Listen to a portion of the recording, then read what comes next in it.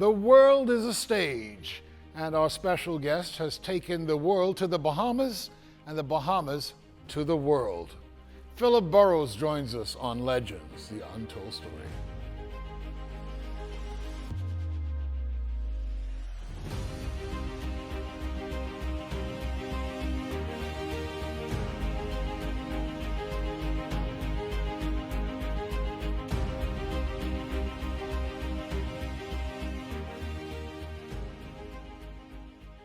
Hello and welcome to the program. Our special guest, Philip Burrows. How you doing? Great to have you here. Now, when did you first get the acting bug? The first time I remember doing any sort of acting, it was before I was 6 years old, because I moved to my place of residence at that time. It was church. It was Central Gospel Chapel on Dowsville Street. My director was my cousin, Alan Lee, who was,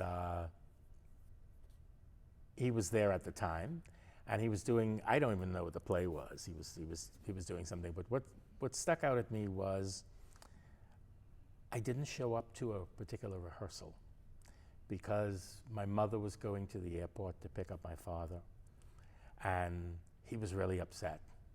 And I was like, it's just a play. I mean, why are you getting upset? And then I realized many years later, when an actor doesn't show up to one of my rehearsals, You get upset. exactly what it is. But yeah, that's what I remember. I remember probably at 4 or 5, being in a production in Central Gospel Chapel, and it just kept going on from there. Yeah. And many people have it at that age, I guess. But to become an adult, a young man, and say, hey, I've really got to do this. You know, it's interesting. It didn't start out for me like that. I mostly focused on singing. I was involved with the chamber singers. I did a lot of singing, and it was high school. It was a name that will always be in the memory of how things progress, as Andrew Curry. Yes. He's the principal of Aquinas College. And I was in the school choir.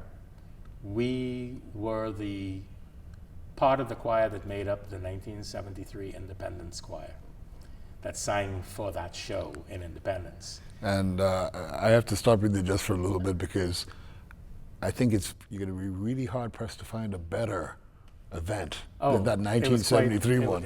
I mean, overall event. It was quite incredible.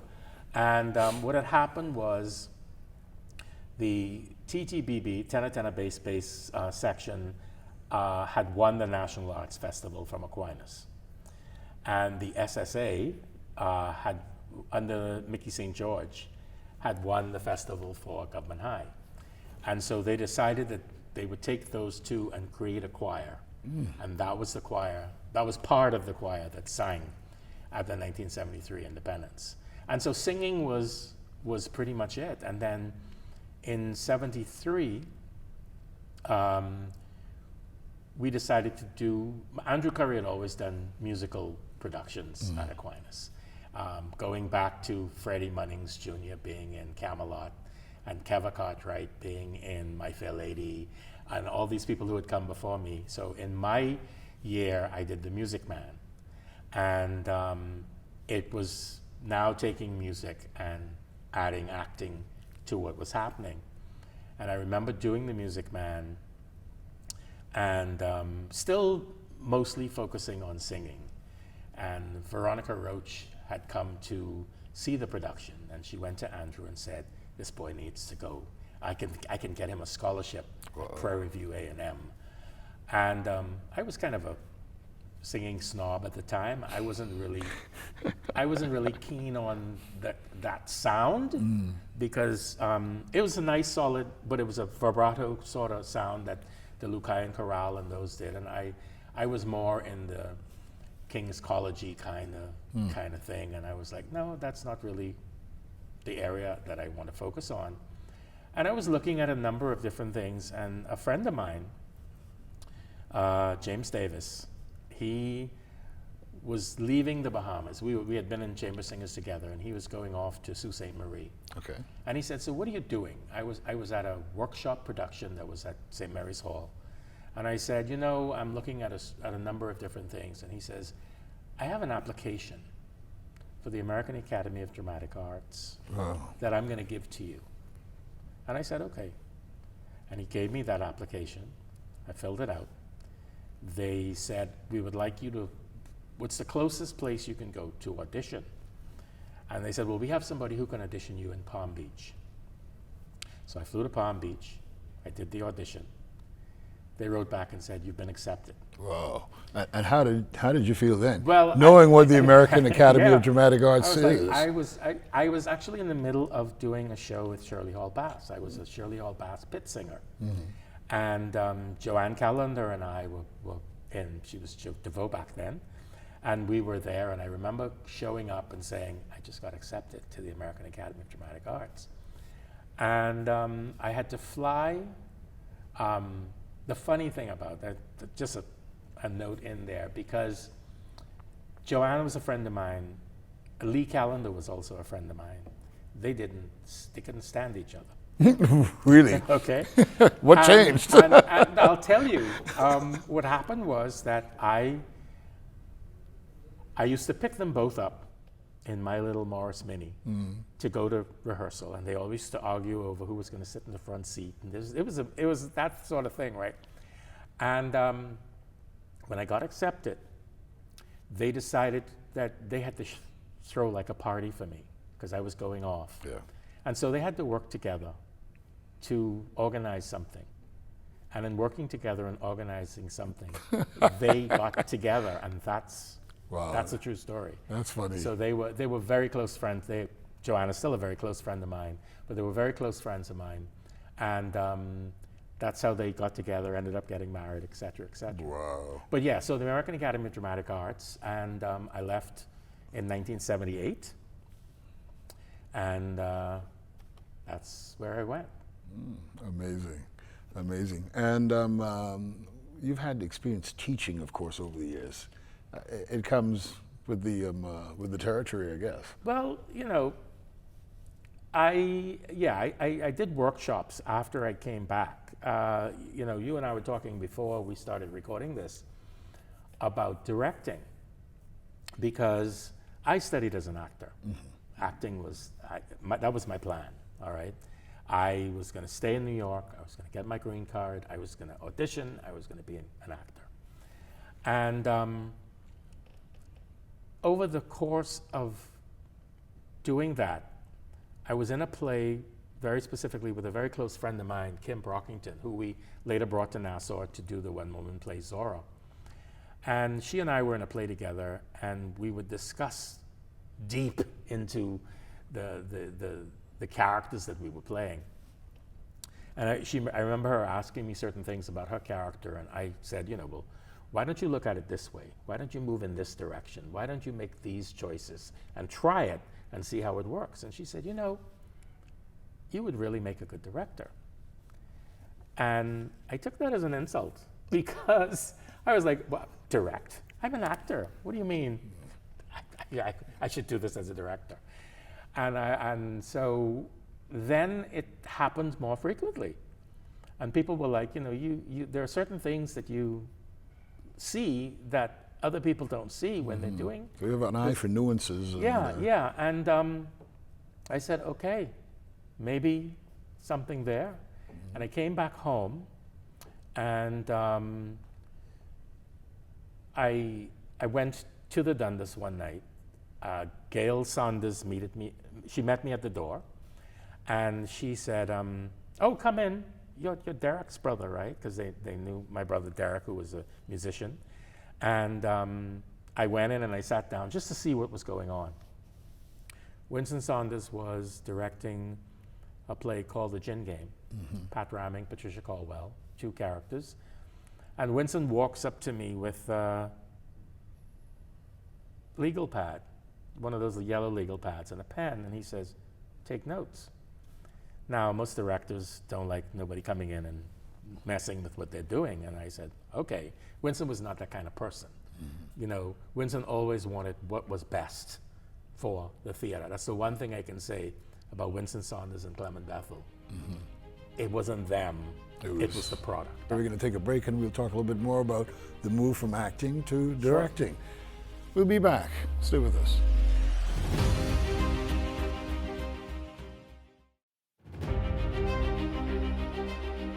Welcome back. Philip Burrows, the move from acting to directing, something that you obviously didn't see coming yourself at first. I didn't. I trained as an actor. I intended to be an actor. I did some acting while I was directing, very little. One specific role was because I fired an actor and somebody had to take over the role. And that was you.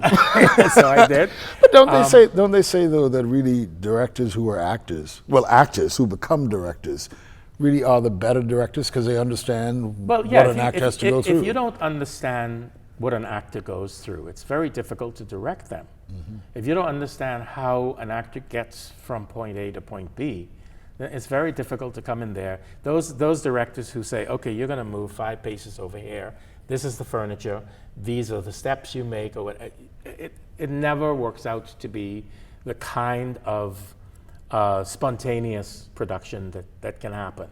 And so, before you go further into your bridge, explain the process of directing. What's your process? Because you have to understand everything from every point of view, really. I say to anybody who's directing, the first 3 things you have to do is read the play, read the play, and read the read play.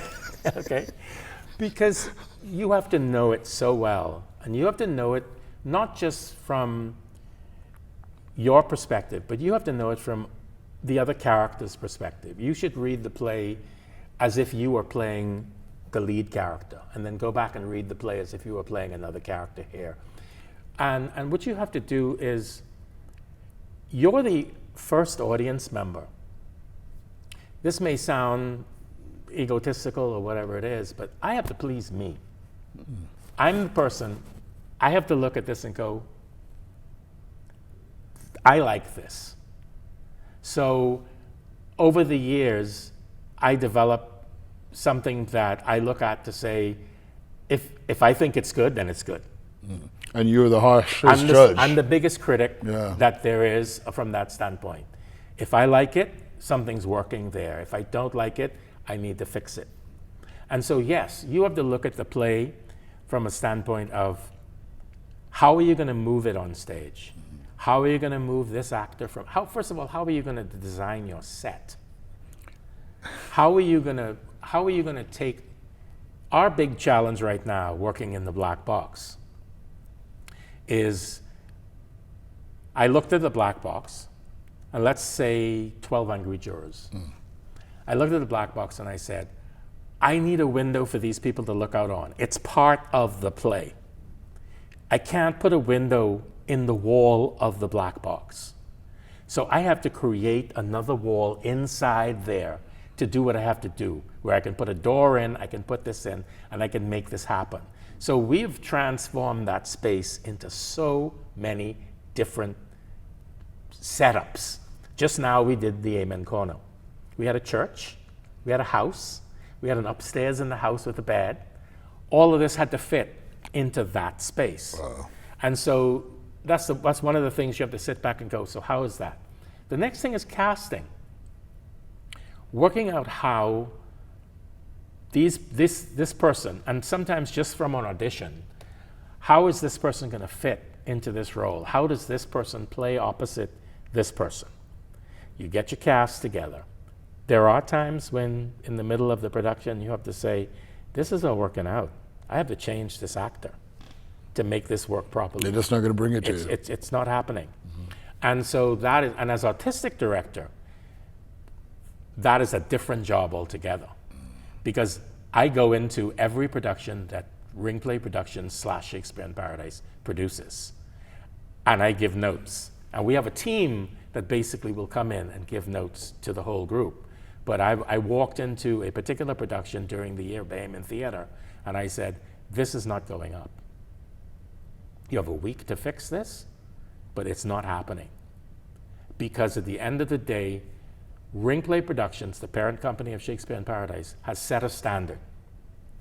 I am one of the people, along with the whole executive team, that make sure that that standard is at a particular level.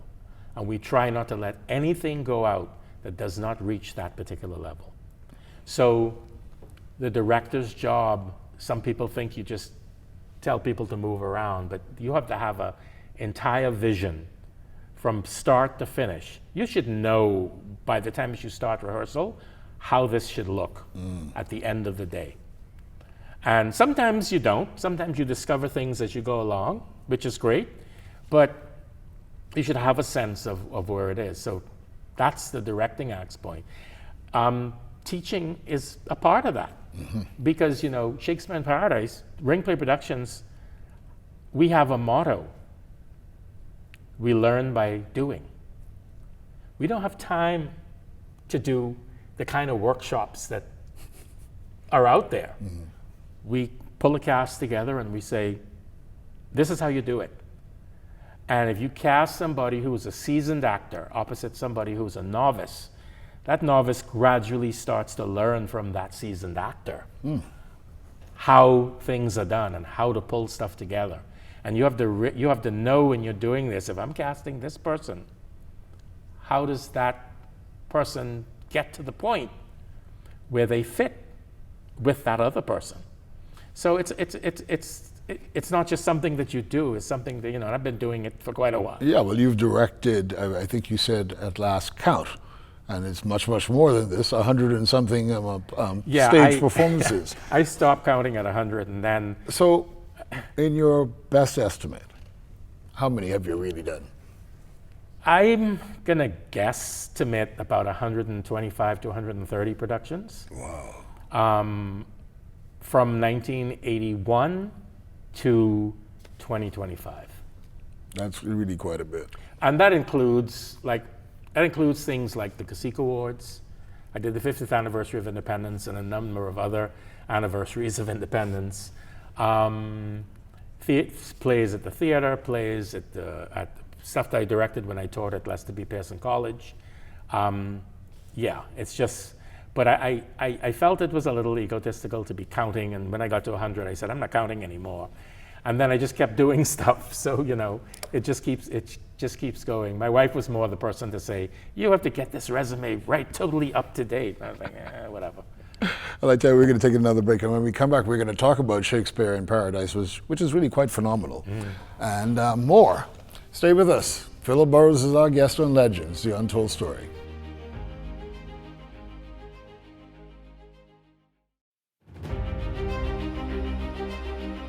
Well, if you've not experienced Shakespeare in Paradise, it's something you should definitely experience. And here's the man behind it, Philip Burrows.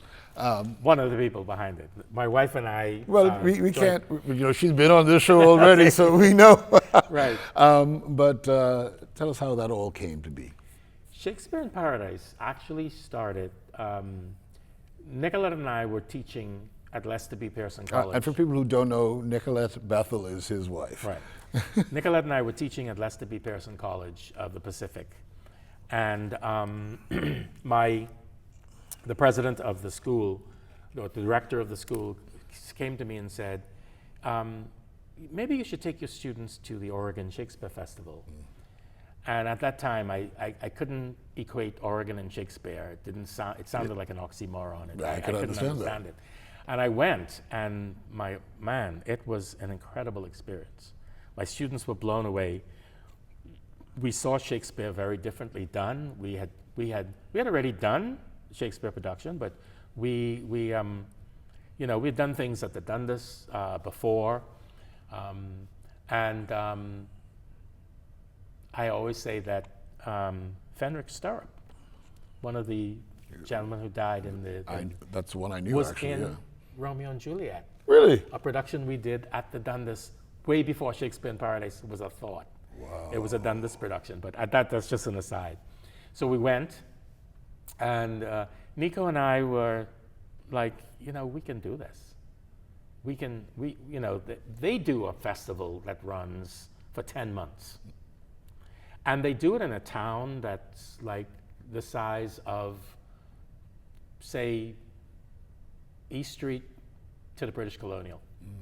That's the town. And the 10 months they're running a Shakespeare festival. And we said, we should try this. And we came home, and that's how it started. We put it together. The name actually came from Patricia Bazard. She suggested the name. And in 2009, we did our first festival. And in 2025, we did our 17th festival. Which is awesome. And that's where we are today. We're going to go to Prague in a bit, but let's talk about the challenges of funding. You put on how many plays during the Shakespeare in Paradise? We've varied. 1 year we did 8, 1 year we did 3. It really depends on what's going. We always do a signature Shakespeare work. And we've done that from the first year with The Tempest. And so that's always something. We did our first repeat this year, which was Romeo and Juliet. But we've tried to do a new Shakespeare work. We started out by looking at what was on the syllabus, because we really spend time trying to make sure that the students, when we first did Macbeth, outside of Shakespeare in Paradise, it was Ring Play Productions, students came and they were like, wow, I now understand how what I'm reading, what's happening in class. And so matinee performances are a huge thing, as you would know, having been in a Shakespeare production, that those students come and they eat it up. Yeah, and they we've over the years, it's been like 40,000 students that have come through that space to see some sort of Shakespeare, some sort of play. What do you think it is about Shakespeare that makes it so universal, and then in 2025 still very relevant? It's also it's not just that it's that because it's in the public domain, there are so many things that you can do with it. It's very difficult to take some writer's work and say, I'm going to make this change. I'm going to set this in a particular place. When we said we're going to set The Tempest on an island, there's going to be a hurricane. We're going to do these particular things. You get that opportunity, and we've always said it's not your father's Shakespeare. We just did a production of Macbeth where all of the music was by the rock group Queen. Wow. And so we get that opportunity to play around with this incredible work that has been around for so many years. And you've attracted international interest here as well, which is phenomenal. When we hosted the Shakespeare Theatre Association here in Nassau, and a lot of companies that produce Shakespeare came here. They were invited to see Music of the Bahamas in the Black Box, and they couldn't believe it.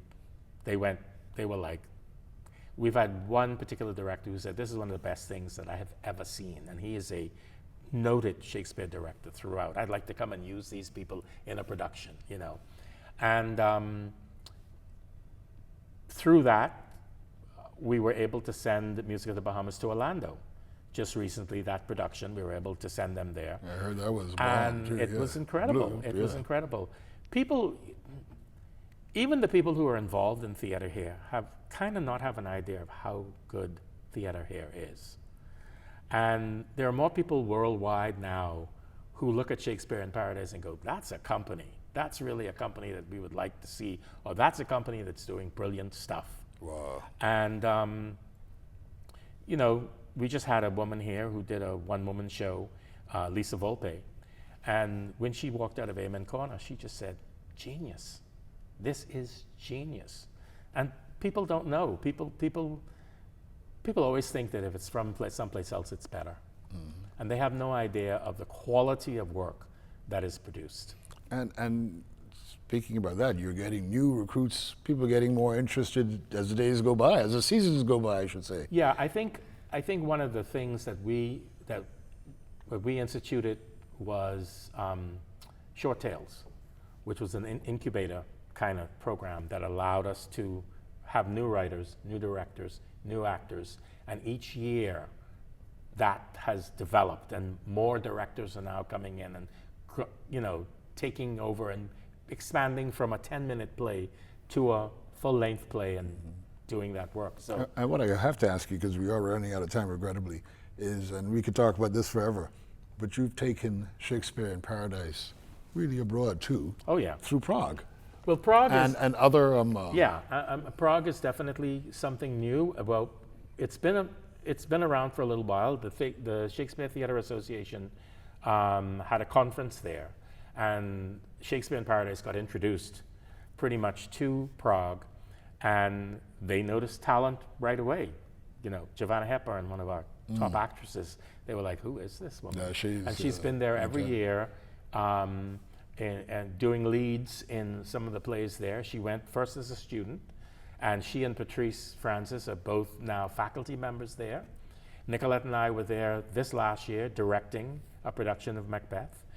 We've had students, you know, Craig Smith, Dion Johnson, T-Day, Sarah, Kentario, Ethan. These are all people who have gone and big performers on international stages. all on and doing quality work. I walked out of the production that Kentario was in, and everybody was like, brilliant actor, brilliant production. So yeah, I mean, you know, we're doing it, and we continue. That's great. I'm going to let you have some final words when we come back. Stay with us. More with Philip Burrows after this.